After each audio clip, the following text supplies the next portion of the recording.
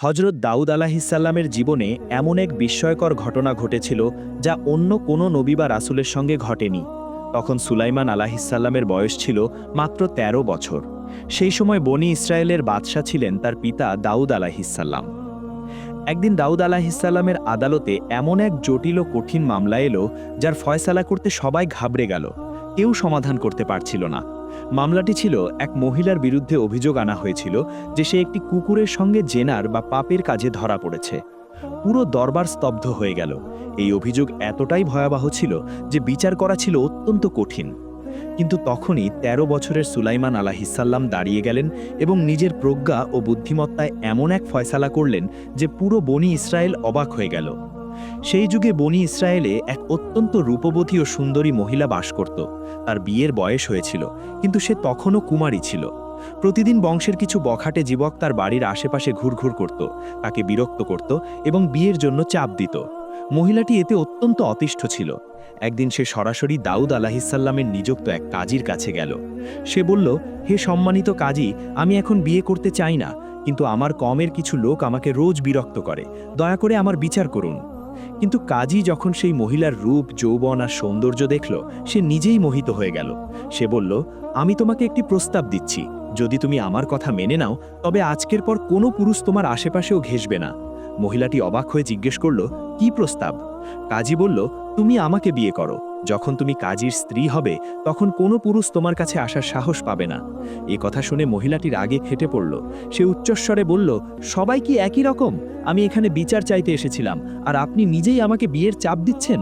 যদি আপনি সঠিক বিচার না করেন, তবে আমি সরাসরি বাদশাহ দাউদ আলাহিসাল্লামের দরবারে অভিযোগ করব। এই বলে মহিলাটি রাজপ্রাসাদের দিকে রওনা দিল। এদিকে কাজী ঘাবড়ে গেল। সে ৪ জন মিথ্যা সাক্ষী জোগাড় করল, তাদের টাকা দিল এবং বলল, এই মহিলার বিরুদ্ধে মিথ্যা সাক্ষ্য দাও। কিছুক্ষণ পর মহিলাটি দাউদ আলাহিসাল্লামের প্রাসাদে পৌঁছালো। সে পুরো ঘটনা শুনিয়ে বলল, হে বাদশাহ, আমি আপনার নিযুক্ত কাজীর কাছে গিয়েছিলাম, কিন্তু সে বিচার তো করলই না, উল্টো আমার কাছে বিয়ের অনৈতিক প্রস্তাব দিল। এ কথা শুনে দাউদ আলাহিসাল্লাম অত্যন্ত রাগান্বিত হলেন। তিনি অবিলম্বে হুকুম দিলেন কাজীকে ধরে তার সামনে নিয়ে আসতে। কিছুক্ষণ পর সেনারা তাকে টেনে নিয়ে এলো। দাউদ আলাহিসাল্লাম গর্জে উঠে বললেন, এই অভিযোগ কি সত্যি? এই মহিলা তোমার কাছে বিচার চাইতে গিয়েছিল, তবুও তুমি সঠিক বিচার কেন করলে না? দাউদ আলাহিসাল্লাম যখন কাজীকে জিজ্ঞেস করলেন, কাজী অত্যন্ত চতুরতার সাথে মিথ্যা বলে উঠল। হে মহামান্য বাদশাহ, এই মহিলা মিথ্যা বলছে। সে প্রতিদিন একটি কুকুরের সাথে পাপ কাজ করে। এই অপবিত্র কাজের কারণেই আজও তার বিয়ে হয়নি। প্রাসাদের পরিবেশ থমথমে হয়ে গেল। দাউদ আলাহিসাল্লাম মহিলার দিকে ফিরে গম্ভীর কণ্ঠে জিজ্ঞেস করলেন, তোমার বিরুদ্ধে যে অভিযোগ আনা হয়েছে তা কি সত্যি? মহিলাটি কেঁদে কেঁদে বলল, হে বাদশাহ, এসব মিথ্যা। কাজী নিজেই অপরাধী, আমি নির্দোষ। আল্লাহর কসম, আমি কখনো এমন অপবিত্র কাজ করিনি। কিন্তু কাজী তক্ষুনি বলল, হে আল্লাহর নবী, আমি আমার কথার সপক্ষে ৪ জন সাক্ষী পেশ করতে পারি। আর কিছুক্ষণের মধ্যেই সেই ৪ সাক্ষীকে হাজির করা হলো, যাদের কাজী আগেই টাকা দিয়ে কিনে নিয়েছিল। ৪ জনই একসাথে মিথ্যা সাক্ষ্য দিল। হে বাদশাহ, আমরা নিজের চোখে দেখেছি এই মহিলা কুকুরের সঙ্গে জেনা করছে। আমরা তাকে হাতে নাতে ধরেছি। এই ৪ সাক্ষীর কথা শুনে দাউদ আলাহিসাল্লাম, যিনি আইন অনুযায়ী ফয়সালা করতেন, কঠোর নির্দেশ দিলেন, এই মহিলাকে কোমর পর্যন্ত মাটিতে পুঁতে পাথর মেরে হত্যা করা হোক, রজম করা হোক। এটাই তার সাজা। সৈন্যরা সেই অসহায় মহিলাকে টেনে মরুভূমির দিকে নিয়ে যাচ্ছিল। ঠিক সেই সময় ভিড়ের মধ্যে থেকে এক বৃদ্ধা চিৎকার করে বলল, এই মহিলা তো অত্যন্ত দিনদার ও পরেশদার। সে কি এমন জঘন্য কাজ করতে পারে? এই অভিযোগ বিশ্বাসযোগ্য নয়।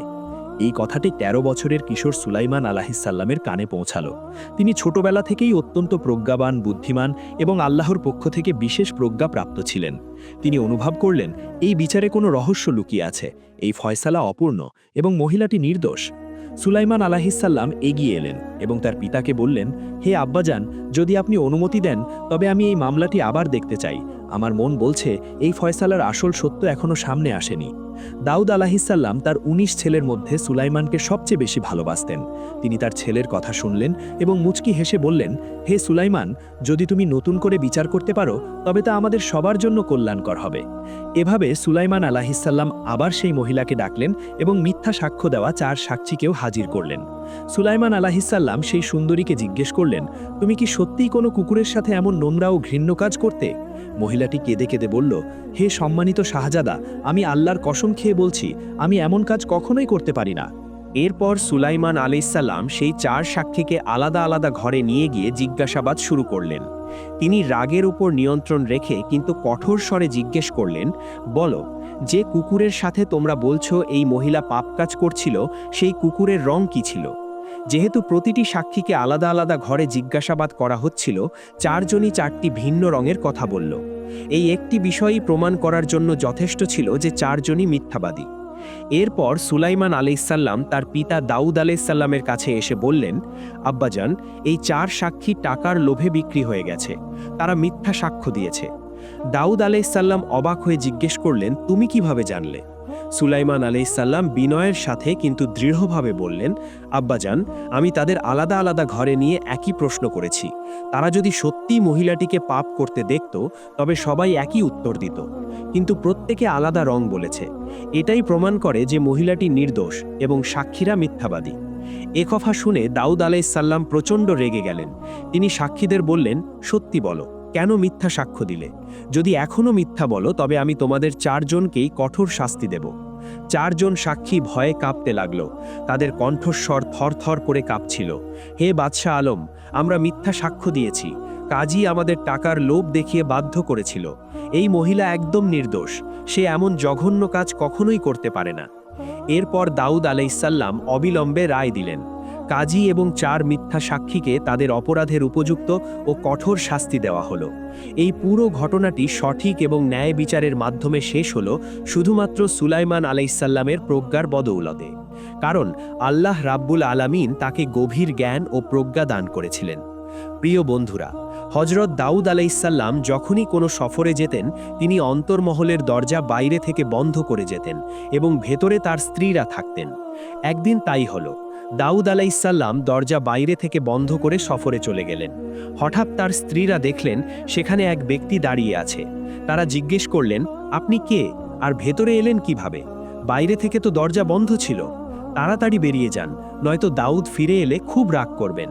কিন্তু সেই ব্যক্তি নীরব, একদম চুপ, কোনো উত্তর নেই। কিছুক্ষণ পর দাউদ আলাইসাল্লাম ফিরে এলেন। দরজা খুলে ভেতরে ঢুকলেন। স্ত্রীরা তক্ষুনি বললেন, আজ এক অপরিচিত লোক ভেতরে চলে এসেছিল। আমি অনেক জিজ্ঞেস করেছি, কিন্তু সে একটি শব্দও বলেনি। হজরত দাউদ আলাইসাল্লাম সেই ব্যক্তির কাছে গিয়ে বললেন, তুমি কে? ভেতরে এলেন কিভাবে? চারদিকের দরজা জানালা তো বন্ধ ছিল, তবুও তুমি এখানে কিভাবে পৌঁছালে? তখন সেই ব্যক্তি প্রথমবার কথা বললেন, দুনিয়ার কোনো দরজা, কোনো দেওয়াল আমাকে আটকাতে পারে না, আর কোথাও পৌঁছানোর জন্য আমার কারো অনুমতির প্রয়োজন হয় না। দাউদ আলাইসাল্লাম বুঝে গেলেন, তুমি মালাকুল মৌত আজরাইল আলাইসাল্লাম। আজরাইল আলাইসাল্লাম বললেন, হ্যাঁ হে আল্লাহর নবী, আপনার সময় শেষ হয়ে এসেছে। আমাকে আপনার জান কবজ করার হুকুম দেওয়া হয়েছে। দাউদ আলাইসাল্লাম বললেন, ভাই আজরাইল, আমাকে একটু সময় দাও, আমি শুধু 2 রাকাত নামাজ আদায় করতে চাই। মালাকুল মৌত উত্তর দিলেন, সময়? নির্ধারিত সময়ের চেয়ে 1 সেকেন্ডও বেশি পাওয়া যাবে না।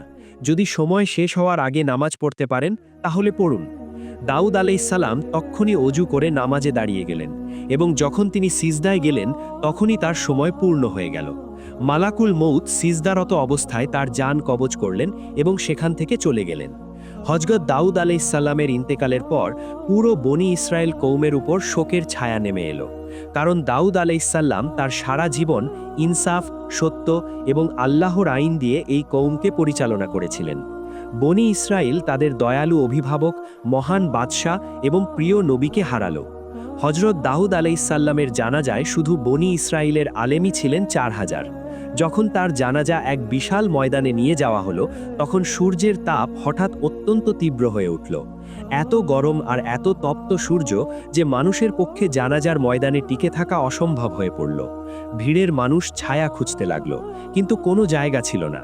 সবাই হজরত সুলাইমান আলাইসাল্লামের কাছে গিয়ে বলল, হে আল্লাহর নবী, আমরা আপনার পিতার জানাজায় এই তীব্র রোদ সহ্য করতে পারছি না।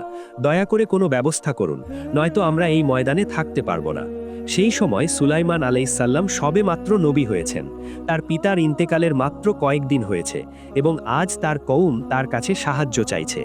হজরত সুলাইমান আলাইসাল্লাম তার প্রথম মুজেজা বা অলৌকিক ক্ষমতা প্রকাশ করলেন, যাতে বনি ইসরায়েল এই তীব্র রোদ থেকে বাঁচতে পারে। আসলে সুলাইমান আলাইসাল্লাম ছোটবেলা থেকেই ছিলেন অত্যন্ত ধীমান ও বুদ্ধিমান। বনি ইসরায়েলের সবাই তার বুদ্ধিমত্তার প্রশংসা করত। তারা আগে থেকেই তার হিকমত সম্পর্কে জানত। তাই অনেকে তার কাছে এসে আরজ করল, হে আল্লাহর পাক পয়গাম্বর, আপনার পিতা হজরত দাউদ আলাইহিসসালামের জানাজায় লক্ষ লক্ষ মানুষ জমা হয়েছে, কিন্তু রোদ এত তেজ যে কেউ ময়দানে থাকতে পারছে না। আপনি তো হিকমতওয়ালা শাহজাদা, হয় আল্লাহর কাছে দোয়া করুন অথবা আপনার কোনো মুজেজা দেখান, যাতে আমরা আমাদের প্রিয় নবীর জানাজা সুন্দরভাবে ও শান্তিতে সম্পন্ন করতে পারি। সেদিন সুলাইমান আলাইহিসসালাম যা দেখালেন সেটাই ছিল তার নবুয়তের প্রথম মুজেজা। আল্লাহ তাকে শুধু মানুষের নয়, বরং পুরো পৃথিবীর বাদশাহ বানিয়েছিলেন। 18,000 মাখলুকাত সুলাইমান আলাইহিসসালামের আদেশের অনুগত ছিল। সুলাইমান আলাইহিসসালাম আকাশের দিকে তাকালেন এবং পাখিদের ডাকলেন, হে পাখিরা, বনি ইসরায়েলকে এই তীব্র রোদ থেকে বাঁচানোর জন্য তাদের উপর ছায়া করো।